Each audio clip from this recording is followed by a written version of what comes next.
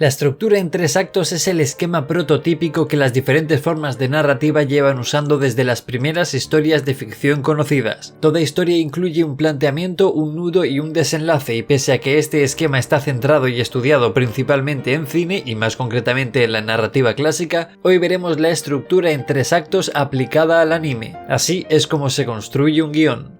Tengo que hacer unas aclaraciones previas. La primera es que habrá spoilers menores de algunas series y películas. Obviamente cuando hable del primer acto no serán spoilers, pero mientras vaya avanzando nombraré sucesos más adelantados en la historia. De todas formas, no contaré ni qué pasa, ni cómo se ha llegado hasta ahí. Pasaré por encima por los ejemplos e intentaré ser lo más aséptico posible. Además he elegido series y películas archiconocidas. Por si te quieres curar en salud, en la descripción está la lista de los animes que hablo en cada fragmento. Por otro lado, esta estructura está más pensada en películas y es más fácil de ver ahí, porque suelen tener una trama principal y unas pocas secundarias, pero en las series no pasa eso, sino que se van enlazando y sucediendo tramas más y más cuanto más larga sea la serie. Además, me voy a centrar en tramas principales, el objetivo primordial del protagonista, pero cada personaje medianamente importante tiene un objetivo y por tanto genera una trama, así que genera una estructura en 3 actos, o más, porque las series largas pueden tener más de 2 puntos de giro y más de 3 actos. Por tanto, ya os podéis imaginar que cada arco también puede presentar esta estructura y mezclarse con otras estructuras. En el tramo de las conclusiones explicaré brevemente un ejemplo que se entenderá muy bien. Por último, no todas las obras de ficción tienen por qué seguir esta estructura. Esta es la base, los cimientos, pero no solo pueden incluir, mover o quitar elementos, sino que pueden tener estructuras totalmente distintas o difusas por cómo sea su narrativa. De todas formas, creo que va a ser una buena forma de aprender. Adelante.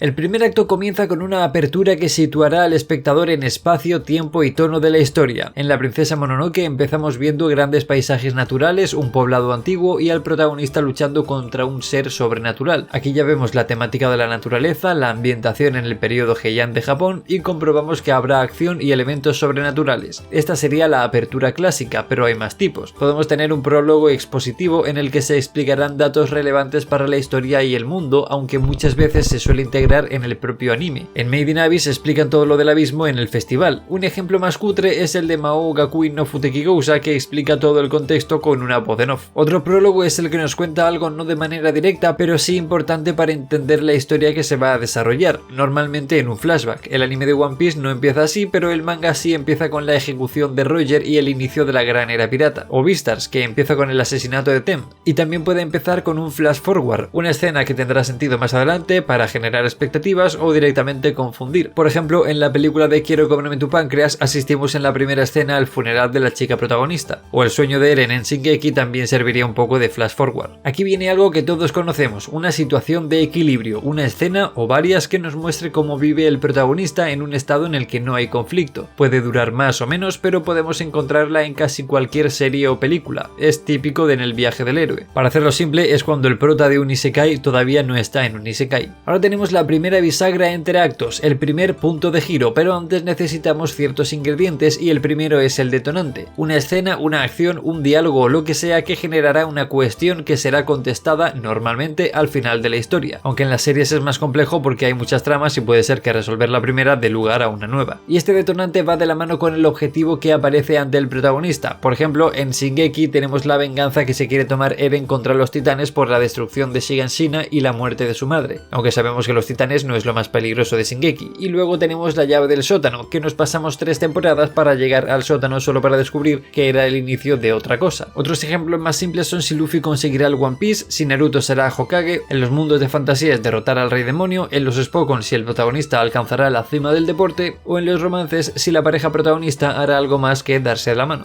Junto a esto también aparecen las fuerzas antagónicas que frenarán al protagonista en su avance y la unión de estos elementos genera el conflicto, y hablando de antagonistas puede haber 3 tipos de conflicto. El conflicto interpersonal muestra personificadas las fuerzas antagonistas, son personajes tal cual y si su motivación principal es la maldad serán villanos, como los demás piratas o marines en One Piece. El conflicto extrapersonal enfrenta al personaje con fuerzas no personificadas, puede ser una catástrofe natural como en Japan Sings, o una lucha contra el sistema o la sociedad, y no se me ocurre ningún ejemplo. Igual Madoka Mágica, donde no hay un enemigo claro y Madoka acaba queriendo terminar con el propio concepto de las chicas mágicas. Y por último tenemos el conflicto interpersonal. Es cierto que suele ser más común en tramas secundarias porque suele ser menos visual, pero en el anime hay mucho monólogo y diálogo interior, así que podrían entrar series como Fuliculi y la lucha del prota contra la adolescencia, Shigatsu wa Kimi no Uso y la lucha contra el trauma, o Violet Evergarden y la lucha contra el desarrollo de personajes. Ahora podemos tener tres situaciones. Primero, que el detonante se mantenga desde el principio hasta el final, como puede ser encontrar el One Piece. Puede ser también que aparezca un objetivo pero cambie en un momento dado, como lo que mencioné en Shingeki, aunque podríamos decir que sigue siendo vengarse de los enemigos hasta el final, pero es algo difuso. Y por último podría ser un MacGuffin, un elemento que hace arrancar la historia pero que realmente no tiene importancia en la misma. En la película de Millennium Actress, la protagonista inicia su carrera de actriz a raíz de recibir una llave de un misterioso pintor, pero no volvemos a saber nada de esa persona ni de la llave. Y a partir de aquí, ahora sí, tenemos el primer punto de giro, donde todo aumenta de intensidad. Aunque yo os digo que las series, al tener normalmente varias tramas, pueden tener un primer acto muy corto en comparación al total de la serie, o podemos llegar a considerar varios arcos como el primer acto. En One Piece, por ejemplo, yo pondría el primer punto de giro cuando cruzan el Grand Line, en Shingeki cuando se gradúan como reclutas, y en Aoashi, por tener variedad, cuando pasan las pruebas del Tokyo Experience.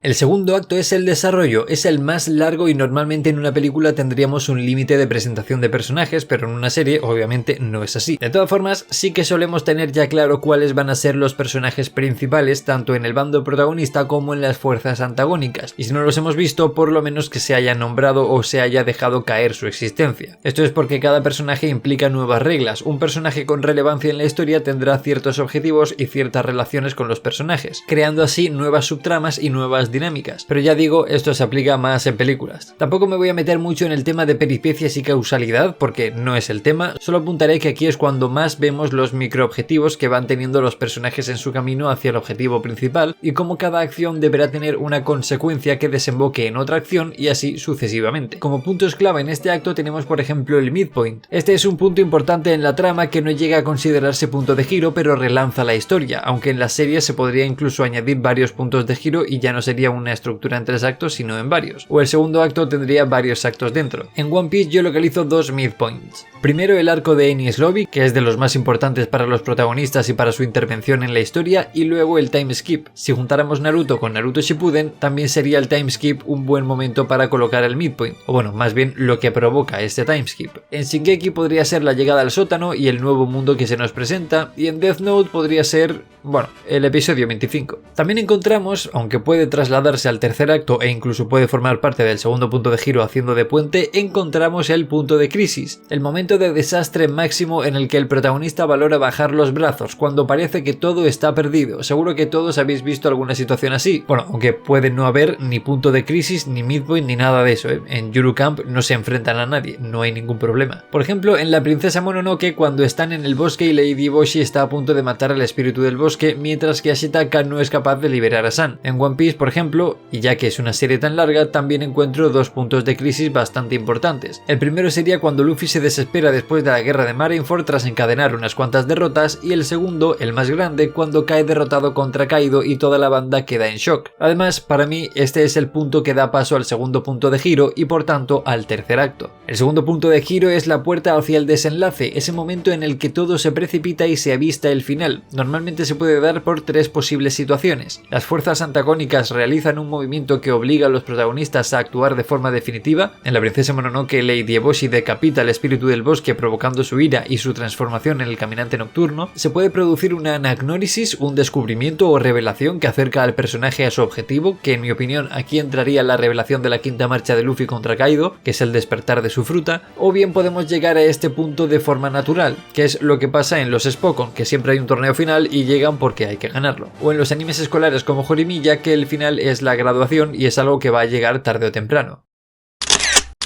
Y con esto llegamos al tercer acto, el desenlace final. Hay veces que aquí aparece un efecto cuenta atrás, un elemento que mete prisa o presión al protagonista a la hora de cumplir con su cometido, como en Shingeki cuando hay que parar el retumbar. o cualquier cuenta atrás de final de arco de One Piece, y así llegamos al clímax dramático, la escena o situación con más intensidad de la historia. Por ejemplo, en La princesa Mononoke, cuando San y Ashitaka le devuelven su cabeza al espíritu del bosque, o cuando en Death Note la policía acorrala a Akira. Tras el clímax llega la resolución y la recuperación de la situación de equilibrio. Es bastante común que el final sea cerrado y feliz, pero puede tener una combinación de trama principal positiva y secundaria negativa, o viceversa, o que todo acabe mal. También se puede dejar un final abierto, podemos mostrar una estructura circular haciendo un paralelismo con el principio de la historia, mostrar cómo no ha terminado todo y dejar abierta una secuela, aunque en una historia completa de anime no suele pasar, o incluso dar un último giro que deje impactado al espectador.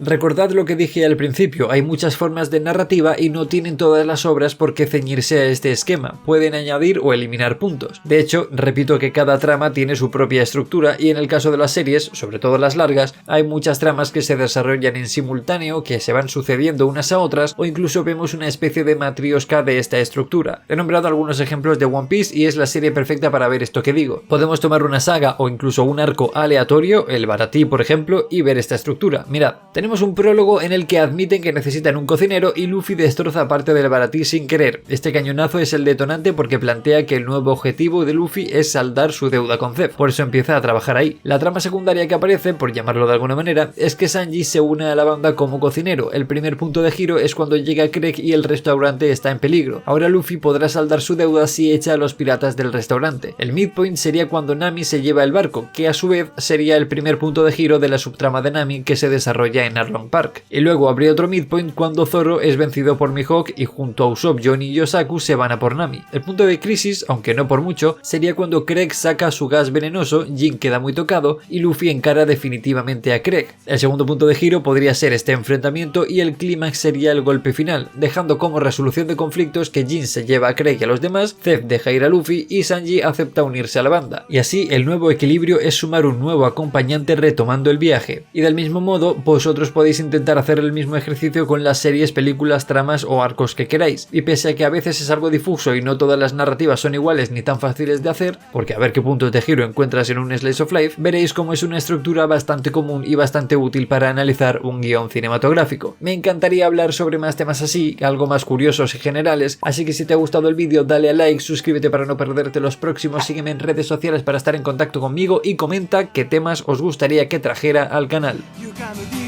ションが鳴って空はもう遠くなって少年は少女に出会う Don't say goodbye